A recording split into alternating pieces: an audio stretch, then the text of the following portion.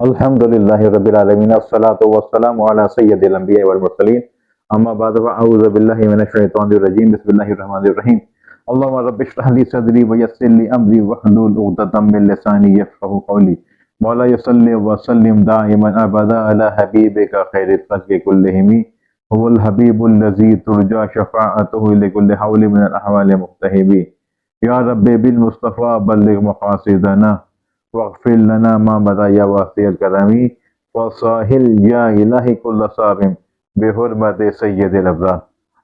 انشاءاللہ الکریم آج 16ویں پارے کے مضامین اور مختصر تفسیر سماعت کریں گے۔ ہم نے کل 16ویں پارے کا شروع کا حصہ جو کہ اس پورا ہم نے یہاں پہ پورا مکمل کیا تھا اس واقعے کو، جو کہ حضرت خضر علیہ السلام کے ساتھ جو معاملہ تھا وہ حضرت موسیٰ حضرت خضر علیہ السلام کا جو واقعہ تھا یہ شروع میں 16 پارے کے مکمل ہوا ہے۔ اس کی آگے سے انشاءاللہ تعالیٰ تفسیر شروع کرتے ہیں۔ آیت نمبر 83 سے 110 میں اللہ تعالیٰ نے فرمایا، ذوالقرنین کا ذکر فرمایا ہے۔ اللہ نے اسے زمین میں اقتدار عطا کیا، وہ ایک مہم پر نکلے اور طلوع آفتاب کی جگہ پہنچے تو ایک قوم کو پایا جن پر سورج پوری آب و تاب کے ساتھ چمک رہا تھا۔ پھر ایک اور مہم پر نکلے، وہ 2 پہاڑوں کے درمیان پہنچے۔ ان پہاڑوں کے پاس ایک قوم تھی جو کوئی بات نہیں سمجھتی تھی۔ انہوں نے کہا، اے ذوالقرنین، یاجوج و ماجوج زمین میں فساد کر رہے ہیں، کیا آپ کو کچھ سامان مہیا کرتے ہیں؟ آپ ہمارے ان کے درمیان ایک مضبوط دیوار بنا دیں۔ ذوالقرنین نے کہا، اللہ نے مجھے طاقت دی ہے، تم افرادی قوت سے میری مدد کرو، میں تمہارے ان کے درمیان ایک مضبوط دیوار بنا دوں گا۔ اس دیوار میں لوہا اور تانبا بھی پگھلایا گیا تاکہ وہ دیوار ناقابل شکست ہو جائے، پھر یاجوج اور ماجوج اس دیوار پر نہ چڑھ سکیں۔ ذوالقرنین نے کہا کہ یہ میرے رب کی رحمت سے بنی ہے، جب میرے رب کا مقررہ وقت آئے گا تو اس دیوار کو ریزہ ریزہ کر دے گا۔ سورہ کہف کی آخری رکوع میں اللہ تعالیٰ نے فرمایا کہ کافروں کے بارے میں بتایا کہ وہ شرک کرتے ہیں، ہم نے ان کے لیے جہنم تیار کر رکھی ہے، دنیا کے بظاہر خوشنما کام آخرت میں ان کے کسی کام نہیں آئیں گے۔ ہر اہل ایمان کے لیے جنت کی نعمت کا ذکر ہے۔ آخری آیت میں اللہ تعالیٰ نے فرمایا، اگر سارے سمندر اور ان جیسے اور بھی آ جائیں، مل کر روشنائی بن جائیں، تو میرے رب کے کلمات ختم ہونے سے پہلے سمندر ختم ہو جائیں گے۔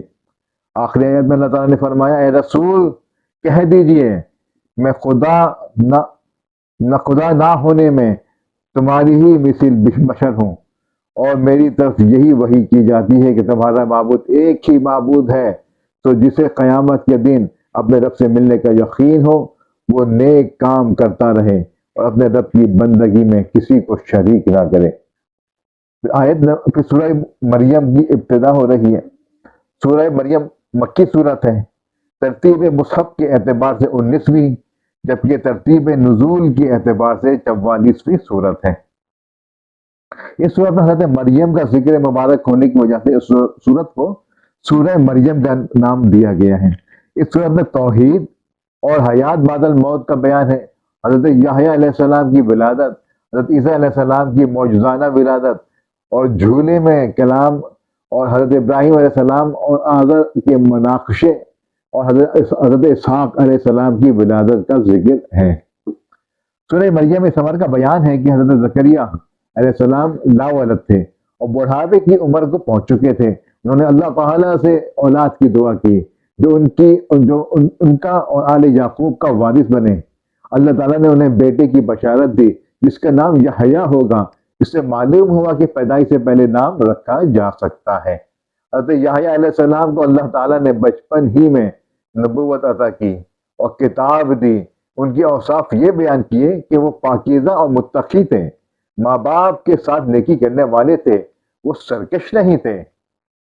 ان پر سلام ہو جب وہ پیدا ہوئے اور جب ان کی وفات ہوگی اور قیامت کے دن انہیں اٹھایا جائے گا۔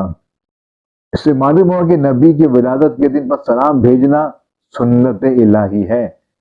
اس کے بعد حضرت مریم کا ذکر ہے کہ وہ گھر والوں سے دور چلی گئیں اور باپردہ جگہ کو اختیار کر لیا۔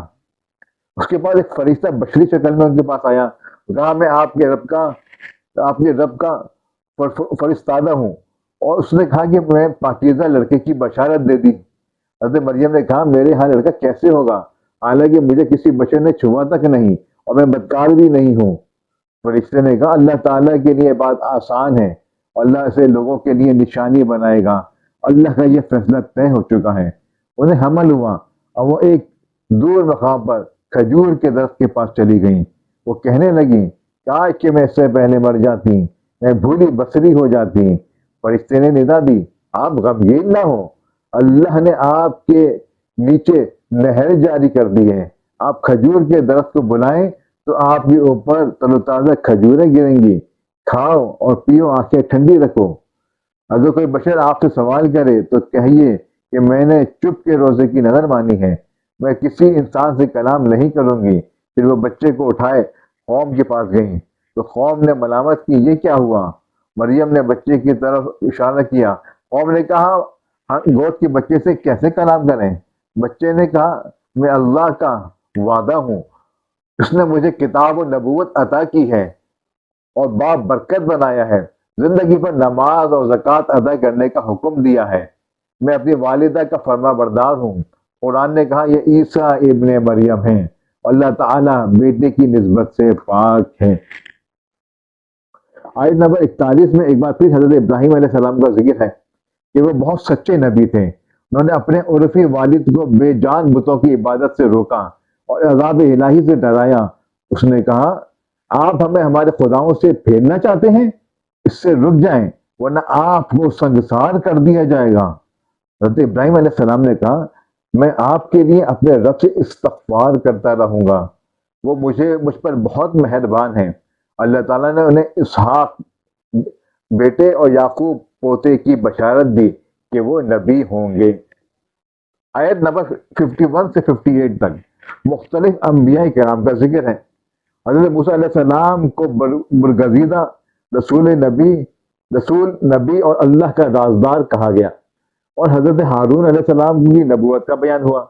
حضرت اسماعیل علیہ السلام کو وعدے کے سچے، نماز اور زکوٰۃ دینے والے رسول، نبی اور اللہ کی پسندیدہ بندہ قرار دیا گیا، اور ادریس علیہ السلام کو صدیق نبی قرار دیتے ہوئے فرمایا ہم نے ان کو بلند جگہ پر اٹھا لیا۔ آیت نمبر 59 سے اللہ تعالیٰ کی فرما بردار اور سرکش بندوں کے احوال آخرت کا بیان ہے۔ آیت نمبر 66 میں بتایا کہ منکرین آخرت حیات بعد الموت کے بعد ہمیشہ شک میں مبتلا رہے، انہیں یقین ہونا چاہیے کہ مرنے کے بعد دوبارہ وہی خالق زندہ کرے گا جس نے پہلی بار بغیر کسی نام و نشان کے پیدا کیا تھا۔ آیت نمبر 76 سے بتایا گیا جو لوگ گمراہی میں مبتلا ہیں ان کی ابتلا میں اضافے کے لیے مہلت اور مدت بڑھا دی جاتی ہے، اور جو ہدایت یافتہ ہیں ان کو مزید استقامت نصیب ہوتی ہے۔ اللہ کے ہاں ثواب اور انجام خیر کے اعتبار سے باقی رہنے والی نیکیاں سب سے بہتر ہیں۔ آیت نمبر 81 نے فرمایا کہ مشرکین اس امید پر اللہ کے سوا معبودان باطل کی عبادت کرتے ہیں کہ وہ مشکل میں ان کی مدد کریں گے، فرمایا ہرگز نہیں، وہ ان کے دشمن بن کر عبادت کا انکار کریں گے۔ آیت نمبر 88 میں بتایا کفار نے اللہ کی طرف اولاد کی نسبت کر کے نہایت سخت بات کہی ہے، یہ تو اتنا سنگین جرم ہے کہ اس سے آسمان پھٹ پڑے، زمین شق ہو جائے اور پہاڑ ریزہ ریزہ ہو جائیں۔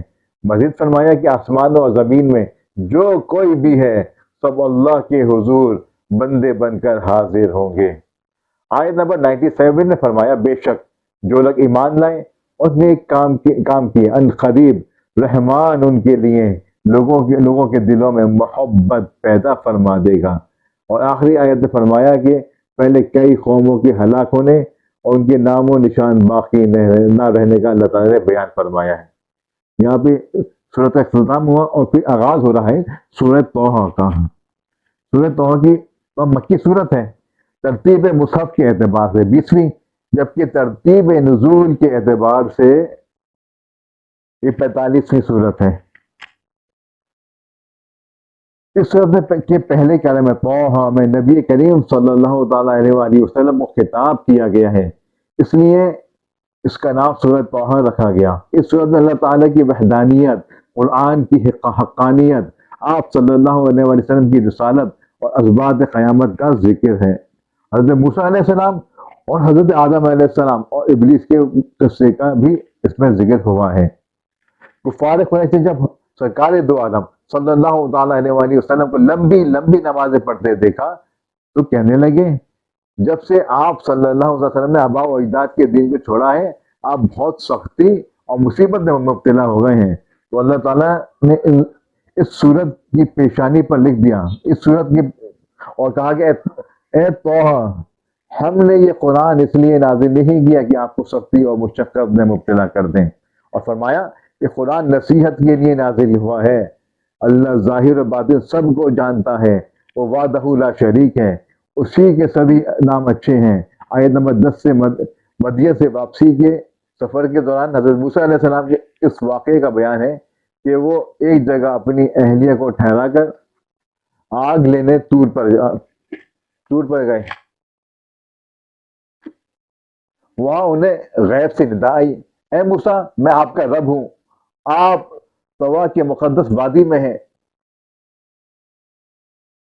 اور ادباً اپنے جوتے اتار دیجئے، میں نے آپ کو چن لیا ہے، اور میرے پیغام میں وحی کی توجہ سے سنیں، میں اللہ وحدہ لا شریک ہوں، میری بندگی کیجئے، میرے یاد کے لیے نماز قائم کیجئے، قیامت آنے والی ہے، اس کی طرف اشارہ کرتے ہوئے ایک بقول شاعر، خدا کے دین کا موسیٰ سے پوچھئے احوال، آگ لینے کو جائیں پیمبری مل جائے۔ آپ اس موقع پر آپ کو یہ معجزات اللہ تبارک و تعالیٰ نے عطا فرمائے۔ آپ اپنے عصا کو زمین پر ڈالتے تو وہ دوڑتا ہوا سانپ بن جاتا، دوبارہ ہاتھ میں پکڑتے تو عصا بن جاتا۔ آپ اپنا ہاتھ اپنے گریبان میں ڈالتے تو آفتاب کی طرح چمکتا ہوا نظر آتا۔ پھر آپ کو حکم ہوا کہ جا کر فرعون کو دعوت حق دیجیے۔ اس موقع پر موسیٰ علیہ السلام نے یہ دعا کی، جو آیت 25 سے 28 میں آیا، اے میرے رب، میرے لیے میرا سینہ کھول دے، میرے لیے میرا کام آسان کر دے، میری زبان کی گرہ کھول دے تاکہ وہ لوگ میری بات سمجھ سکیں۔ اسی چیز کا دوسرے مقام پر یوں بیان ہوا، میرا سینہ تنگ ہے، میری زبان نہیں چل رہی۔ بعد مفسرین نے لکھا کہ بچپن میں انگارہ زبان پہ رکھنے کی وجہ سے آپ کی زبان میں لکت پیدا ہو گئی تھی، آپ نے اس کے ازالے کے لیے یہ دعا مانگی۔ آپ نے مزید التجا کی، میرے خاندان میں سے میرے بھائی ہارون کو اس مشن میں میرا وزیر بنا دیجئے تاکہ مجھے تقویت ملے، اور اسے میرا شریک کار بنا دیجئے۔ اللہ تعالیٰ نے ان کی دعا کو قبول فرمایا۔ آیت نمبر 38 سے موسیٰ علیہ السلام کی پیدائش کے وقت کے حالات کا ذکر ہے۔ نجومیوں نے فرعون کو بتایا کہ بنی اسرائیل میں ایک لڑکا پیدا ہوگا جو تمہاری تباہی کا باعث بن جائے گا۔ اس لیے فرعون نے حکم دے رکھا تھا کہ بنی اسرائیل کی ہر گھر میں پیدا ہونے والے بچے کو قتل کر دیا جائے۔ اللہ تعالیٰ نے موسیٰ علیہ السلام کی ماں کے ذہن میں یہ بات ڈالی کہ وہ نومولود بیٹوں کو ایک صندوق میں بند کر کے دریا میں ڈال دیں۔ اللہ کے حکم سے یہ تابوت کنارے لگے گا اور اللہ کے دشمن فرعون کی ہاتھ لگ جائے گا۔ تو موسیٰ علیہ السلام کی والدہ نے ایسا ہی کیا تاکہ رب کی نگرانی میں موسیٰ علیہ السلام کی پرورش ہو۔ پھر موسیٰ علیہ السلام کی بہن دریا کے کنارے صندوق پر نظر رکھے ہوئے چلتی رہیں، اور جب فرعون کے دربار میں ان کے لیے دودھ پلانے والی کے انتخاب کا وقت آیا تو آپ نے کسی عورت کے پستان کو منہ نہیں لگایا۔ پھر ایک اجنبی کی حیثیت سے ان کی بہن نے اپنی ماں کی نشاندہی کی، اور وہ اس طرح سے اللہ تعالیٰ نے موسیٰ کو آنکھوں کی ٹھنڈک اور دل کا قرار عطا فرما دیا۔ آیت نمبر 43 سے موسیٰ علیہ السلام اور ہارون علیہ السلام کو حکم ہوا کہ آپ دونوں فرعون کے پاس جاؤ، اور وہ سرکش ہو چکا ہے، اسے نرمی کے ساتھ دعوت حق دو، شاید وہ نصیحت کو حاصل کر لیں۔ موسیٰ اور ہارون علیہ السلام نے اللہ کی بارگاہ میں عرض کی، ہمیں اندیشہ ہے کہ وہ ہم پر زیادتی کرے گا۔ اللہ نے فرمایا، تم گھبراؤ نہیں، میں تمہارے ساتھ ہوں، میں سن رہا ہوں اور دیکھ رہا ہوں۔ وہ دونوں فرعون کے پاس گئے اور کہا، ہم اللہ کے رسول ہیں، بنی اسرائیل کو اذیت نہ دو، انہیں ہمارے ساتھ بھیج دو۔ فرعون نے اللہ کی ذات کے بارے میں موسیٰ و ہارون علیہ السلام سے مجادلہ کیا، ان پر جادوگر ہونے کا الزام لگایا، پھر اپنے جادوگروں کو بلا کر مقررہ دن پر مقابلے کا چیلنج دیا۔ اس کی تفصیل جو کہ پچھلی صورتوں میں ہمیں گزر چکے، ہم نے پڑھ چکے ہیں کہ جادوگر ناکام ہو گئے اور موسیٰ علیہ السلام کا معجزہ غالب آیا اور جادوگر اللہ پر ایمان لے آئے اور سجدہ ریز ہوئے۔ فرعون نے انہیں دھمکی دی کہ میں تمہارے ہاتھ پاؤں کاٹ دوں گا اور بخاری سم سے تمہارے ہاتھ بھی کاٹ دوں گا، پیر بھی کاٹ دوں گا، تمہیں سولی چڑھا کر درخت میں لٹکا دوں گا۔ جادوگروں نے کہا آپ جو چاہے کیجیے، ہمارے پاس روشن دلیل آ چکی ہے۔ انہوں نے کہا ہم اپنے رب پر ایمان لائے تاکہ وہ ہمارے گناہوں کو بخش دے اور ہمارے اس جادو کے گناہ کو بھی معاف فرما دے۔ آیت نمبر 77 سے موسیٰ علیہ السلام کو حکم ہوا کہ وہ راتوں رات بنی اسرائیل کو لے کر نکل جائیں۔ انہیں اللہ کی طرف سے یقین دلایا گیا ہے ان کے لیے سمندر میں خشک راستہ نکال دیا جائے گا۔ فرعونیوں نے ان کا تعاقب کیا اور سمندر میں غرق کر دیے گئے۔ اس مقام پر اللہ تعالیٰ نے بنی اسرائیل پر اپنے احسانات کا ایک بار پھر ذکر فرمایا۔ آیت نمبر 85 سے سامری کا ذکر ہے۔ اس نے بنی اسرائیل کو گمراہ کیا۔ موسیٰ علیہ السلام نے جب طور سے واپس آ کر یہ دیکھا تو قوم پر سخت ناراض ہوئے۔ سامری نے ایک بچڑے کا مجسمہ بنایا جس سے بیل کی طرح آواز نکلتی تھی اور بنی اسرائیل نے کہا یہ تمہارا اور موسیٰ کا خدا ہے۔ انہوں نے یہ بھی نہ دیکھا کہ وہ بچڑا نہ ان کی کسی بات کا جواب دے سکتا ہے، نہ نفع یا نقصان پہنچا سکتا ہے۔ اس مرحلے پر موسیٰ علیہ السلام حضرت ہارون علیہ السلام پر بھی ناراض ہوئے اور پھر سامری سے پوچھا یہ تم نے کیا کیا؟ سامری نے کہا میں نے جبرائیل علیہ السلام کی نقش قدم کی مٹی بھر مٹی لی اور اسے بچڑے کے مجسمے میں ڈال دیا اور یہ تدبیر میرے نفس نے مجھے بجھائی۔ حضرت موسیٰ علیہ السلام نے اس سے کہا تو یہاں سے چلا جا، زندگی میں تیرے لیے وحشت کی سزا ہوگی اور تیری سزا کا وقت آخرت میں مقرر ہے۔ اس کے بعد والی آیت میں اللہ تعالیٰ کی وحدانیت، کتاب اللہ کی حقانیت اور اسے روگردانی کرنے والوں کے لیے عذاب و آخرت کا بیان ہے۔ اسی تسلسل میں قیامت اور سور پھونکنے جانے کا بھی ذکر فرمایا۔ اللہ تبارک و تعالیٰ نے آیت نمبر 105 میں فرمایا لوگ آپ سے پہاڑوں کے متعلق سوال کرتے ہیں، آپ کہہ دیجئے میرا رب انہیں ریزہ ریزہ کر دے گا، پوری زمین ہموار میدان کی طرح ہو جائے گی۔ آیت نمبر 109 میں قیامت کی ہولناکیوں کا ذکر اللہ تعالیٰ نے فرمایا۔ آج اللہ کی بارگاہ میں کسی کو مجال شفاعت نہیں ہوگی سوائے اس کے کہ جسے وہ اذن شفاعت عطا کرے، جس کے قول سے وہ راضی ہو۔ آیت نمبر 110 سے یہ اللہ تعالیٰ فرمایا اکڑی ہوئی گردنوں کے حی و قیوم کے سامنے جھکنے، ظالموں کے نامراد ہونے اور مومنین صالحین کے کامیاب ہونے کا اللہ تعالیٰ نے ذکر فرمایا۔ آیت نمبر 114 میں علم میں اضافے کی دعا فرمائی، اے میرے رب میرے علم میں مزید اضافہ فرما۔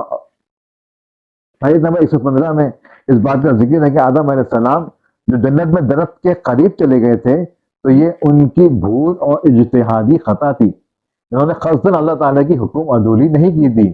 آدم علیہ السلام کو جنت میں داخل کر کے بتایا کہ یہاں نہ بھوک لاحق ہوگی، نہ بے لباسی ہوگی، نہ پیاس لگے گی اور نہ ہی دھوپ کی تپش محسوس ہوگی، اور یہ کہ آپ اپنے دشمن شیطان کی چالوں سے بچے رہیں۔ اس مقام پر وہاں نے اس موضوع کو پھر بیان کیا کہ شیطان نے وسوسہ ڈالا اور مخلص اور ہمدرد کا روپ اختیار کر کے ان کو بہکایا۔ انہوں نے ممنوع درخت سے کھا لیا تو ان کے ستر کھل گئے، وہ جنت کے پتوں سے اپنے ستر کو ڈھانپتے رہے، پھر اللہ تعالیٰ نے ان کی توبہ قبول کی اور جنت سے زمین پر بھیج دیا۔ آیت نمبر 124 سے اللہ تعالیٰ نے فرمایا جو ہماری یاد سے غافل رہے اس کے لیے معیشت تنگ کر دی جاتی ہے اور اسے قیامت کے دن اندھا اٹھایا جائے گا اور وہ کہے گا میرے رب تو نے مجھے اندھا کیوں اٹھایا حالانکہ میں دنیا میں تو بینا تھا۔